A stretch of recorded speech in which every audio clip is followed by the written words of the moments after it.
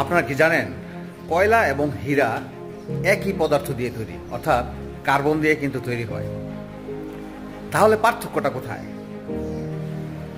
পার্থক্যটা হচ্ছে এই জায়গায় যে আপনি কার্বনকে ঠিক যত বেশি চাপ প্রয়োগ করবেন অর্থাৎ যত বেশি সে চাপ সহ্য করবে সেখান থেকে সে হীরা বের হবে, আর যত চাপ কম থাকবে সেটা কয়লা বের হবে।